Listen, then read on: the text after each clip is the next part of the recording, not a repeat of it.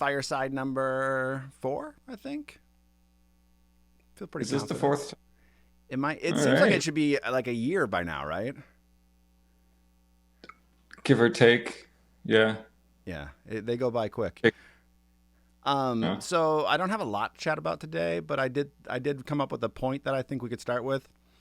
That people who fast are kind of like vegans, because vegans always go on and on about, oh, I only eat plants and all that, right? Right. They're super proud of their. Wait, stop. By the way, I fasted for 48 hours. That's why. That's why. No, I remember about this like for the last couple of days via text message, I believe. Like that No, I there did. this was up and coming. This was going to Oh, happen. This is I did text you. Yeah. I yeah. was like, no, I texted you last time, but no, yeah, I needed to do a slight brag. It only came up in about 7 other conversations that I had with people this weekend. So It's like more than the people you talk to. yeah, I saw a lot of people this weekend, more than I'd care to. No, but I'd be eating. I'd be like, oh man, this is the first food I've had for 48 hours. This food's really good. Oh, when was the last time you ate? Just an asshole's thing to do.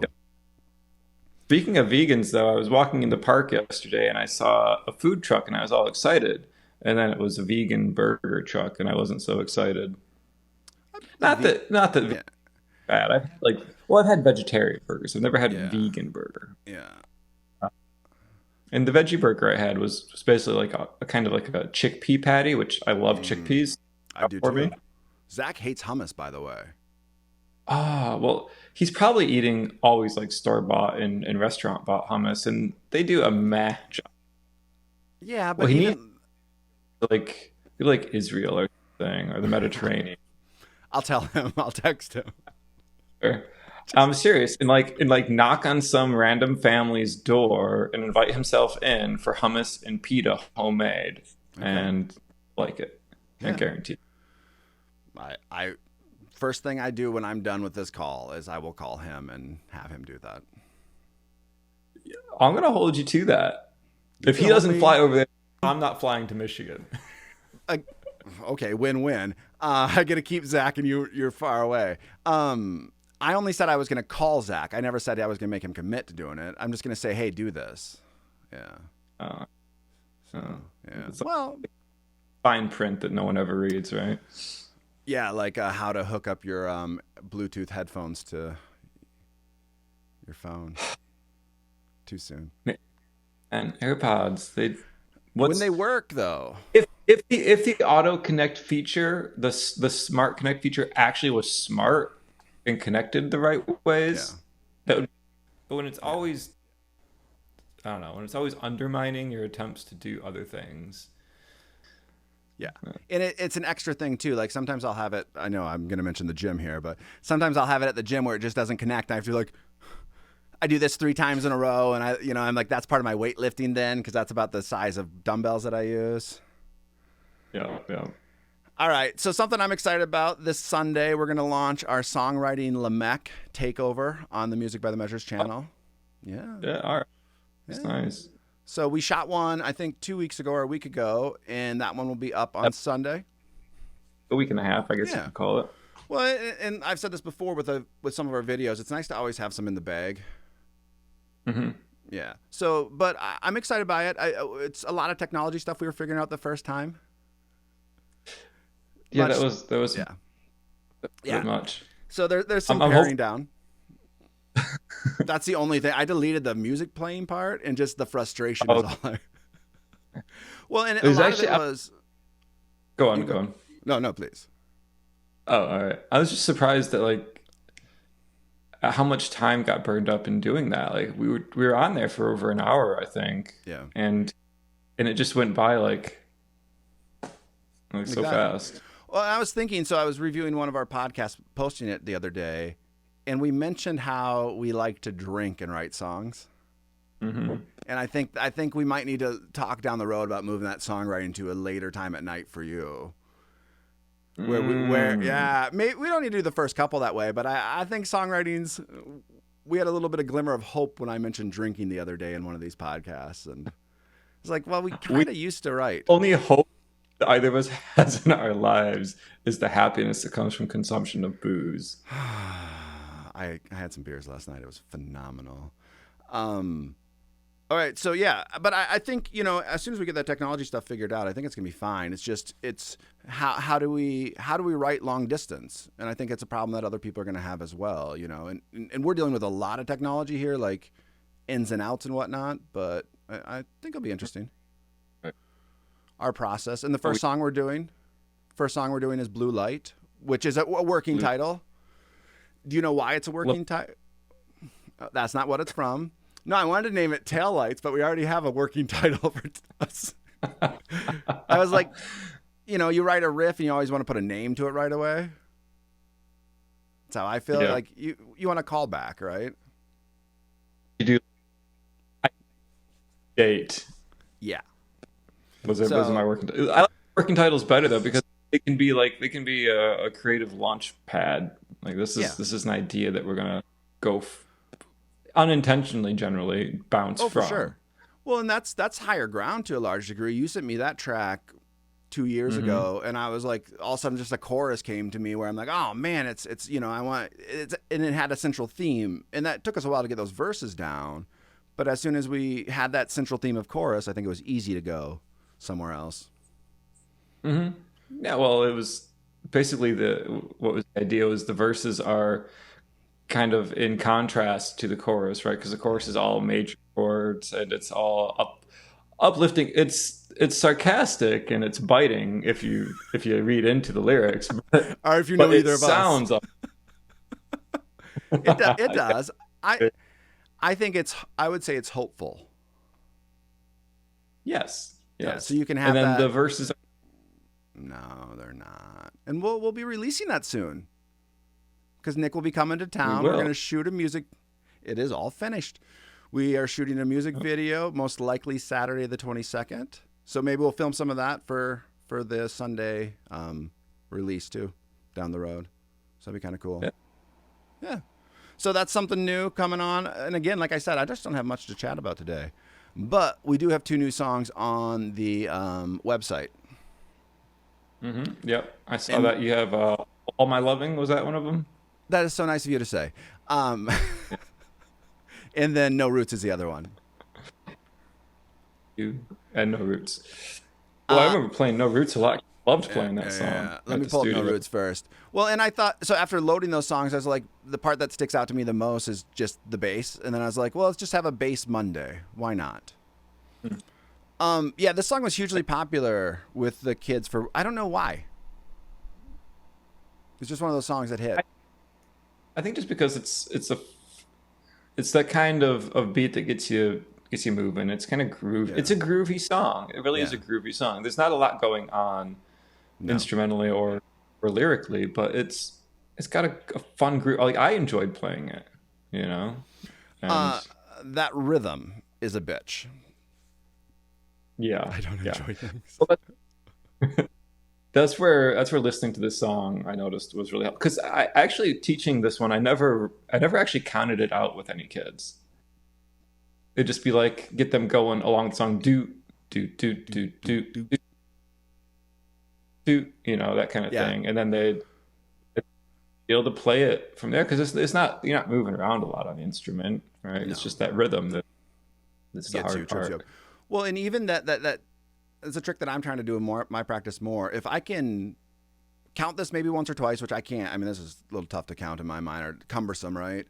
But if I can sing it 2 or 3 times and then get my hands to do it while I'm singing, like I can get that rhythm locked in. So I'm sure the kids emulated that as well and were able to just tie into what you were doing. Right. So just to kind of jump back to how I did that. I taught at that school, the K through 8 classes, right? Well, and this is something I did working at your studio too. When it came to note rhythms, right? 16th notes aren't like difficult or really hard to count, but they are at the same time.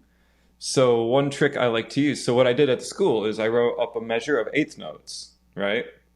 And I wrote a rhythm using 8th notes, and everyone was like, "Okay, this is easy." Yeah. So all I did then was convert that exact thing into 16th notes. right? And I was like, it's the same rhythm. Yeah. And we didn't speed it up. We clapped it out at the same exact tempo, but no, they're now looking at 16th notes. It's like, oh, we can do this. We can count this. Yeah. Because we just did when it was eighth notes, and nothing has changed except the type of note, right? Yeah. Well, it's just that subdivision upon subdivision. Yeah, but I mean, yeah. like, as soon as you get one E and A, you should be fine. But I agree. Just seeing the eighth notes to the 16th notes, you're just like, shit, different game. Or I posted a blog. I posted a blog on Friday, I think, where I showed somebody wrote "Escape the Pina Colada Song" as quarter notes, which is weird, right? It's a weird way to write it. And 16th notes how we wrote it. Yeah, I was looking at. But it's interesting because one makes a song easier to read and understand, and it's a little bit different than the point you're bringing up, but it's still valid. But it's just a different way to read the same music and material. It just makes it harder one way or the other, just like going to different subdivisions. I have a hard time imagining "Escape the Pina Colada Song" on guitar using that same eighth note drum and bass. That is. This is like kind of a funky guitar, Yeah. or at least want to be funky guitar, and boy, does that look funny in eighth notes. Yes. Yeah. So I got a question for you, or maybe a trick that you might have for me. So that Fleetwood Mac Dreams drum song that I'm working on starts with that triplet, right? And that triplet's on an offbeat, and yeah. Now that I can do, but what gets my brain really fucked up is there's one fill that goes 1E triplet. So it's a triplet 16th. Yeah, it's a triplet 16th note. Do you have any? Just count it over and over again. I'd probably just start with going 1 and 2 and 3 and 4 and then 1, and then do your triplet on the and. So 1 dot dot dot 2 dot dot dot 3 dot dot dot 4 dot dot dot, and then once you're comfortable with that, add in the 1 E dot dot dot 2 E dot dot dot 3 E dot dot dot 4 E. Right. Yeah. And you could even, and this is what I was going to say a minute ago, was when you have a rhythm you're struggling with, you can double the subdivisions. Okay. Right. In that sense, like write it out as an eighth note instead of a 16th note bass. And so then you have like a quarter note, right? Yeah. Or no, it'd be eighth note, triplet. So it'd be like 1 and 2 E and 2, 4 Okay. dot, Yeah. that kind of thing. But even again, you singing it a couple times, I'm like 1E triplet 1E. I like to rush that triplet. As you know, I like to rush triplets. Yeah, because you want to turn it into like a 16th note with a rest at the end. So it's like or something wait. 30 seconds. No, you're 100% right. Where I'm like, it's weird. I can't remember the exact one, but it's like triplet, and then it goes into eighth notes, and I'm like, the amount of time I have to go triplet, and then I'm almost waiting to get to the downbeat, and I'm like, damn. So I just slowed it back down and worked on it over and over again. But Right. yeah, I like to rush. I like to rush everything. So You do, and I mean that's common enough. And so this will probably be, you probably hit this stage at some point, but I hit it once I got better with the rushing. Then I started dragging everything because I overcorrected. I'm working on overcorrecting right now, and it's to the point where, like, I could tell the other day when I was practicing, I was locked in, and then I was and I even said this while I was recording. I'm like, I'm purposely trying to play behind it, and usually when I try to play behind it, I'm right on, because that's how skewed my timing is, though. Yeah. Just that used to be my case too back when I was still like tended to rush absolutely everything. Yeah. And then I started really working on that, like intentionally pulling back in the beat, and I kept doing that when I started working with Long After Midnight, right? And all that is quantized because it's all those tracks, so that's all like computer quantized. I had to play with, and I just remember sitting down and recording, getting like so focused in, so zoned in on the click, on the beat, and like really just laying back into it and not rushing it at all, that I ended up playing quite behind the, like, too much, and it became, my feel was really like a drag. And I I worked so hard and so long to get those tracks down. And I was like, oh, now I just need to trust myself to feel it properly instead of trying to correct my feel of it, because I can. If I just play it how I feel it, it's actually in time. Yeah. But if I'm really focused in and trying to, like, I don't know, trying to match up with the click, then I had this programming in my head that pulled me behind the click, because that's what I was working on for so long, was like, Yeah. pull myself back.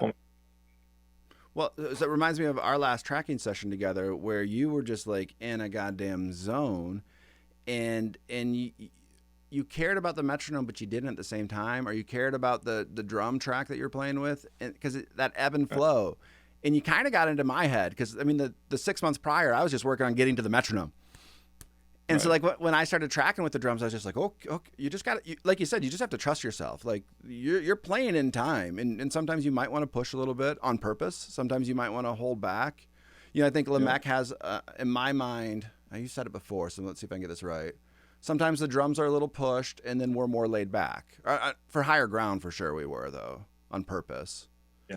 Yeah. And that's good, especially if you have the drums and bass are strong together. Yep. They anchor everything. What we hit in the studio a number of times, the problem would be that I would be playing the bass a little bit too laid back, and the drums would be rushing, and then that what is essentially a small difference off of the click becomes the big difference between the tracks. Yeah. Right, and then it's not grooving anymore. Well, and grooving is the key. I think you said it in one of your articles. We'll just reference articles in old videos. But you did. You groove. Groove is the most important. So, you know, if you want to push or I was like, be a good solid drummer. Bring a groove to the table. So, speaking of good groove, I know you're not as big of a Beatles fan as I am. But Paul McCartney on his bass lines, I've always been a fan. I love what he does. Brings a lot to the table. Sometimes it's a little busy, but it fit the band very well. Okay. Yeah. So you should. I know about. Yeah, you do. You know very well. So you should give this one a listen sometime today, and just, you know, give me your insight on it. I love it. I mean, look at the bass line. We got a tempo of 155. It's swung eighth. And he's moving. Okay. I mean, he's moving around. He's doing like a kind of like a walking bass idea. Right? Yeah, I think he did that a lot. I think it would be great to hear your perspective of like a couple Beatles song and see what his form is, or like what was he going for? Because I don't know if you know, but he was a guitarist first. He was not a bass player by default. He didn't want. Yeah, the Beatles. Got you. So you're like one of the people that doesn't know anything about them. So yeah, he wanted to be, well, like most people, I feel like I'm, you know, going over ground that's been over a lot of times. But yeah, so he wanted to be a guitarist, and I think they lost their bass player. So, but it's one of those stories about became bass player by election. Like, somebody has to do this, so who's going to do it? Kind of how you fell into it. And then fell out. Yeah, Paul McCartney did a couple things in his life. I've been told that I've done nothing. All right, so those are the new songs of this week. You and me combined have done nothing. Don't fucking do that to me. Don't put me in the same category. So the two new songs this week, All My Lovin', we have all the parts for it, but I just thought we'd highlight the bass because they're two good bass parts. All My Roots. And No Roots. And honestly, I don't have anything else to chat about today. This past weekend, I'll tell you, I just worked on vocals and drums for the Fleetwood Mac song. I've done a little bit of website work, but other than that, I've just been chill. So. All right. Well, I definitely dropped the ball last week. I didn't get a lot done. Awesome. Wait. I crashed on Thursday. I took Thursday. I had two meetings, and then I came here Thursday around 4 or something. I just said, I'm done. I just laid on that couch, which is very rare for me, and I just watched TV shows all night. And wow. I don't do that. I do not do that. Now, funny thing is, I do. Because I was burnt out on Thursday. I had nothing fucking left to give. And I said, I'm done. I don't even like watching TV shows that much, though I do like that show Happy. But I sat up and I probably watched 6 hours of TV, Nick. I woke up Friday like a slingshot and I kicked goddamn ass. Sometimes you gotta listen to yourself and go with what your body and mind are telling you to do, right? Like, and sometimes that is collapse and exhaustion. Yeah. Probably not. Probably not good. It's not ideal. Hey, how do you rest? Oh, I just collapse. I'm so exhausted from being alive that I just go lay and I don't cry. I might have, but I didn't. So it is kind of funny that's something I'm trying to work on though. I was like, where is my energy? And then I set my alarm for 6:30 every morning. Today I got up by like 7, so I'm trying to kick ass. Yeah. Nice. I'm sorry. I interrupted you. You were telling about your life, and I was like, I'm bored already. Hey, now you know how I feel. It could be in a lot of things. No, but just saying how I dropped the ball last week, but like I didn't hit that wall of exhaustion like you. I mean, there's probably played a role in it, but boy, I crashed into like a steep depression, and it just took over. Like There was one day I had to wait like 2 hours until I could make a coffee because I was too busy sitting and staring at the wall. You know, it's like, oh, coffee's not self. After 2 hours, I figured that out. Yeah. Maybe you were doing that cortisone thing where you're letting your brain rest and reset a little bit. Maybe that was it. There you go. So I would say, but for this week's been better. Okay, good. Get some sun, take some walks. Hey, Monday's looking pretty. I don't know. It's balance, or there's a better word for it, but I think it's buckets is what I was told the other day. So put time in every bucket, and sometimes you need to maybe not sit and stare at the wall. I don't know if that's the best. I think you just need to kick the bucket. Kings of Leon had a song called Bucket, and they said that, kick the bucket, which means, the guy was going to hang himself. And they had to bleep it out of the music video. Really? Yeah. Oh wow! So this YouTube video is going to get censored if that's in there. Then.